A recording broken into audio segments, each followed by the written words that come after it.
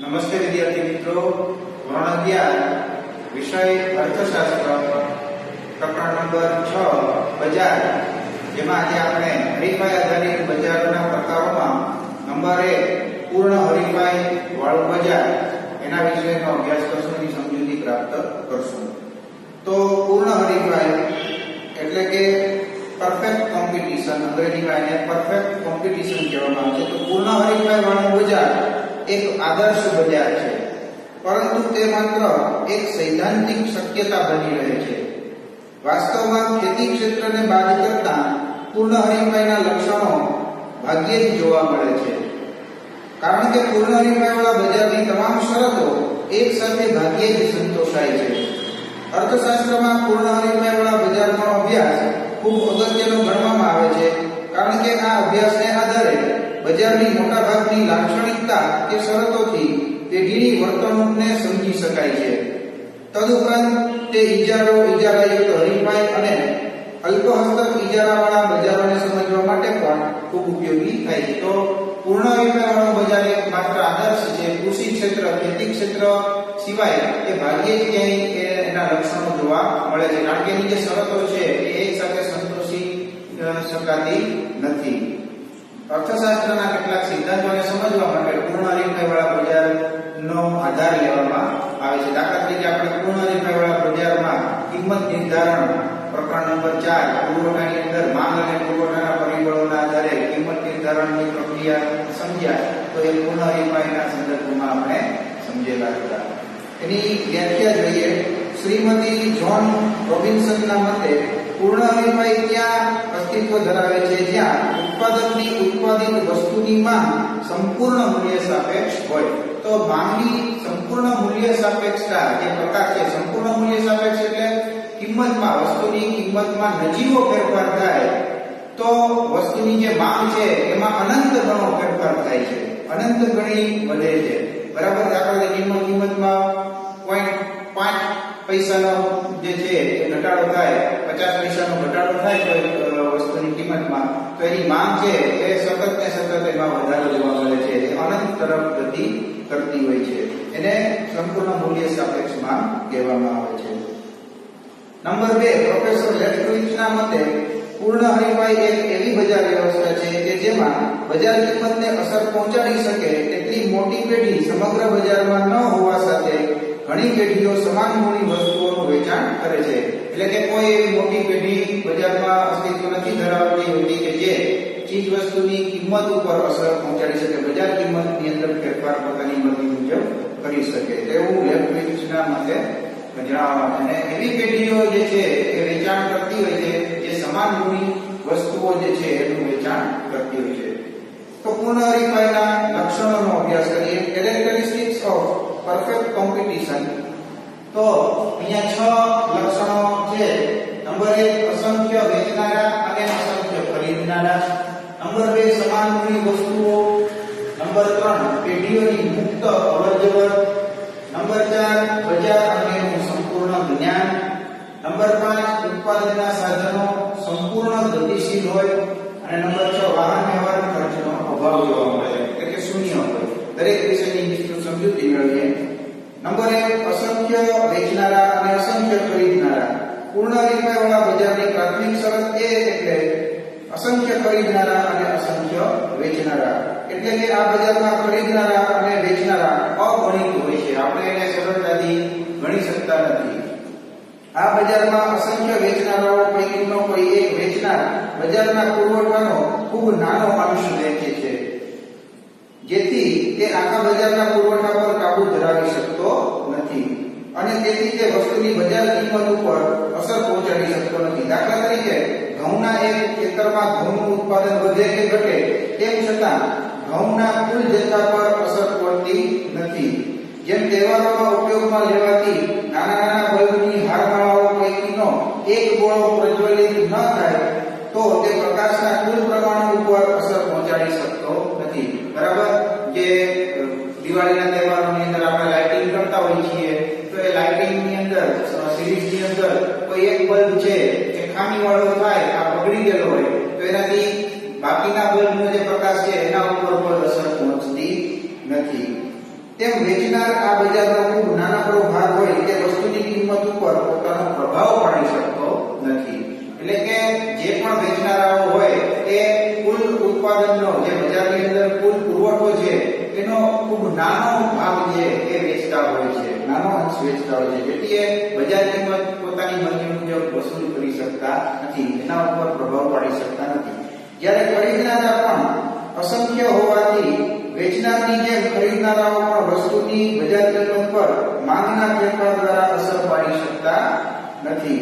માટે આ બજારમાં વસ્તુની કિંમત સ્વતંત્રપણે બજારના પરિબળો એટલે કે માંગ અને પુરવઠા દ્વારા નક્કી થાય છે.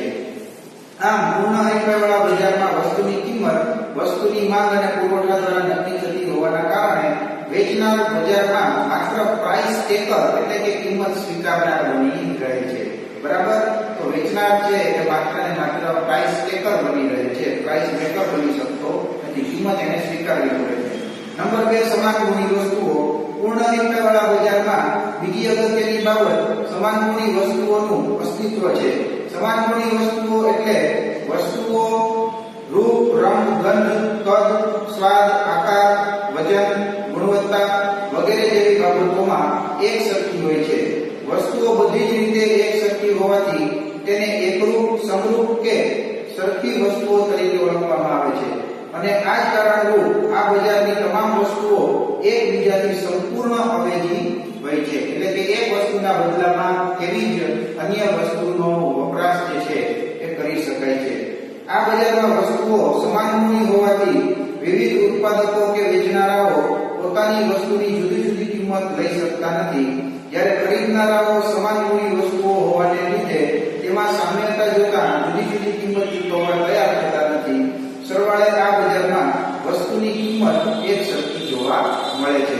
તમે ક્યાંય પણ સિંગ તેલનો ડબ્બો લેવા જાઓ તો એ બજારની અંદર સિંગ તેલનો જે છે એ સંપૂર્ણ અવેજીની વસ્તુ જે છે એ આપણે કપાસિયા તેલ છે એ આવી શકે. તો ગ્રાહક છે એ પોતાની મરજી મુજબ જે છે એને જે ભાવ પરવડતા હોય એ ભાવમાં ચીજ વસ્તુઓની પસંદગી કરી શકતા હોય છે.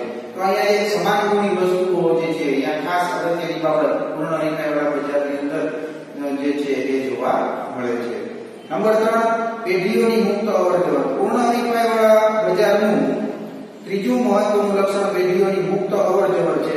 અહીં પેઢીઓની મુક્ત અવરજવરનો અર્થ પેઢીઓનો ઉદ્યોગમાં વિના નિયંત્રણ પ્રવેશ અને નિકાસ.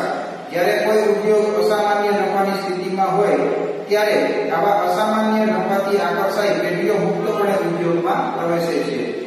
તેમજ જો કોઈ ઉદ્યોગમાં અસામાન્ય ખોટની સ્થિતિ ઊભી થાય તો પેઢીઓ અસામાન્ય ખોટના કારણે ઉદ્યોગ છોડી દે છે, એટલે પોતાનો વ્યવસાય સંપેટી લે છે, બંધ કરી દે છે અને એમાંથી નીકળી જાય છે, એ ઉદ્યોગમાંથી નીકળી જાય છે. દાખલા તરીકે પેટ્રોલિયમ ઇન્ડસ્ટ્રી હોય તો પેટ્રોલિયમ ઇન્ડસ્ટ્રી સતત નફો કરતો હોય તો એની અંદર કોઈ પેઢી છે કે પ્રવેશ કરે નફાથી આકર્ષાઈને, પણ જો એમાં ક્યારેય અસામાન્ય ખોટ વર્તાય તેમાંથી બહાર પણ નીકળી શકે. આ એક નાનકડું ઉદાહરણ છે. આમ આ બજાર હરીફાઈમાં પેઢીઓની અવરજવર ઉપર કોઈ પણ પ્રકારનો પ્રતિબંધ હોતો નથી. પૂર્ણ હરીફાઈ વાળા બજારમાં પેઢીઓની મુક્ત અવરજવર માત્ર ટૂંકા ગાળામાં જોવા મળે છે. એટલે કે પેઢીઓ ટૂંકા ગાળામાં ઉદ્યોગના નફાથી આકર્ષાઈ પ્રવેશ કરે છે અથવા ખોટના કારણે પેઢી ઉદ્યોગ છોડી જાય છે. પરંતુ લાંબા ગાળે જ્યારે પૂર્ણ હરીફાઈ વાળું બજાર સામાન્ય નફાની સ્થિતિમાં પ્રાપ્ત થાય, સામાન્ય સ્થિતિ હાંસલ કરે ત્યારે પેઢીઓની ઉદ્યોગમાંની અવરજવર આપોઆપ બંધ થઈ જાય છે. એટલે કે દરેક પેઢી જે છે એ સામાન્ય જે નફો થતો હોય એ પ્રાપ્ત કરતી થશે. કારણ કે જ્યારે ઉદ્યોગ સામાન્ય સ્થિતિએ પહોંચે છે ત્યારે પેઢીઓને આવા ઉદ્યોગમાં પ્રવેશવા માટેનું આકર્ષણ રહેતું નથી અને તેથી પેઢીઓ ઉદ્યોગમાંનો પ્રવેશ બંધ કરે છે. તેવી જ રીતે ઉદ્યોગમાં સામાન્ય નફાની સ્થિતિએ કોઈ પેઢી ખોટ ન કરતી હોય તે ઉદ્યોગ છોડીને જતી નથી. દાખલા તરીકે કોઈ એક ઉદ્યોગ છે, દાખલા તરીકે આપણે એમ કહીએ કે સિંગ તેલનું ઉત્પાદન કરતી પેઢીઓ હોય તો સિંગ તેલનું ઉત્પાદન કરતા હોય, એક તબક્કે એમાં સતત નફો વધી રહ્યો હોય તો એમાં પેઢીઓ પ્રવેશ કરે અને એક સમય એવો આવે કે જ્યાં સામાન્ય નફાની સ્થિતિ પ્રાપ્ત થાય સિંગ તેલના ઉદ્યોગને, તો એવા ઉદ્યોગની અંદર ત્યાર પછી કોઈ નવી નફો વધતો ન હોય, નવી પેઢી જે છે એમાં પ્રવેશ કરશે નહીં, અને કોઈ પેઢી જે છે એ સામાન્ય નફો કરતી હોય છે એટલે ઉદ્યોગ છોડીને એમાંથી જશે નહીં. તો આ રીતે પેઢીઓની મુક્ત અવરજવર જે છે એ પૂર્ણ રીફાઈનું એક આગવું લક્ષણ છે. નંબર 4, બજાર અંગેનું સંપૂર્ણ જ્ઞાન. પૂર્ણ રીફાઈવાળા બજારમાં ઉત્પાદકો, વેચનારાઓ અને ખરીદનારાઓને બજાર અંગેનું એટલે કે વસ્તુની વર્તમાન કિંમત, વસ્તુની ઉપલબ્ધતા વગેરે વિશેનું સંપૂર્ણ જ્ઞાન હોય છે. પૂર્ણ રીફાઈવાળા બજારમાં ઉત્પાદક કે વેપારી અન્ય ઉત્પાદકો અને વેપારીઓ કઈ કિંમતે વસ્તુ વેચે છે, હવેલી કે પૂરક વસ્તુ કઈ ગુણવત્તાએ વેચે છે વગેરે જેવી બાબતોથી માહિતગાર હોય છે.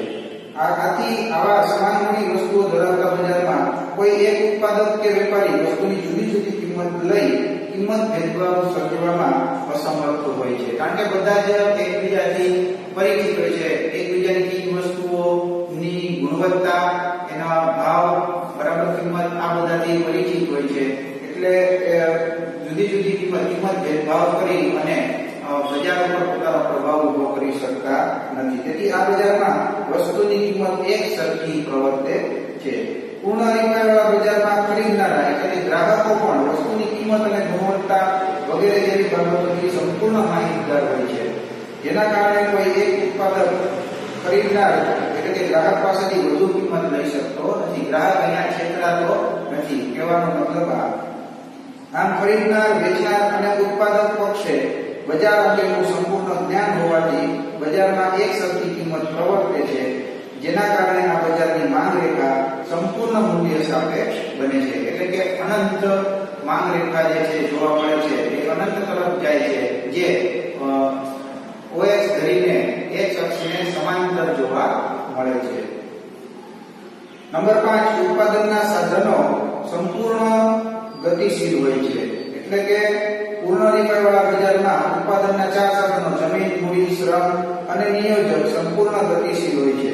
આ ઉત્પાદનના સાધનો ભૌગોલિક, વ્યવસાયિક અને ઉપયોગની દ્રષ્ટિએ સંપૂર્ણ ગતિશીલ હોય છે. પૂર્ણ રીફાઈવાળા બજારમાં વસ્તુની કિંમત એક સરખી હોય છે, એવી જ રીતે ઉત્પાદનના સાધનોની કિંમત એટલે કે વળતર એક સરખા હોય છે. કારણ કે ઉત્પાદનના સાધનો સંપૂર્ણ ગતિશીલ હોવાથી તેઓ ઓછા વળતરથી વધુ વળતર તરફ સ્થળાંતર પામે છે, અને વારંવાર થતા સ્થળાંતરને ટાળવા પેઢીઓને એક સમાન વળતર આપવાની ફરજ પડે છે.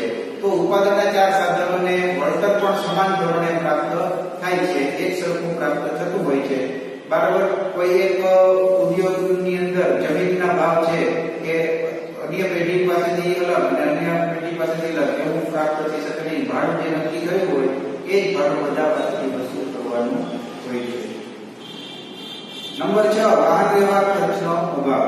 પૂર્ણ રીફાઈવાળા બજારમાં અસંખ્ય વેચનાર અને અસંખ્ય ખરીદનાર હોય છે. પૂર્ણ રીફાઈના વિશ્લેષણમાં બજારમાં વાહન વ્યવહાર ખર્ચ કુલ ખર્ચનો ખૂબ નાનો અંશ હોવાથી તે ગણતરીમાં લેવામાં આવતો નથી.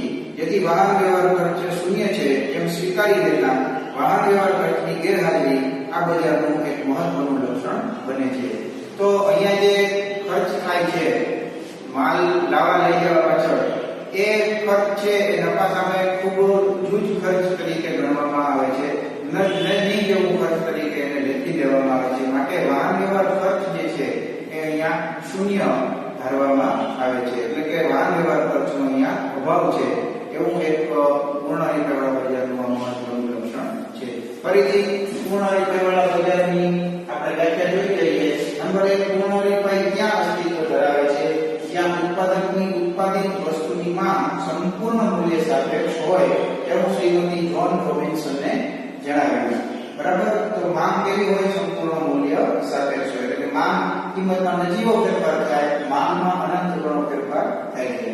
નંબર 2, પૂર્ણ રીફાઈ એવી બજાર વ્યવસ્થા છે કે જેમાં બજાર કિંમતને અસર પહોંચાડી શકે તેટલી મોટી પેઢી સમગ્ર બજારમાં ન હોવા સાથે ઘણી પેઢીઓ સમાન ગુણની વસ્તુઓનું વેચાણ કરે છે.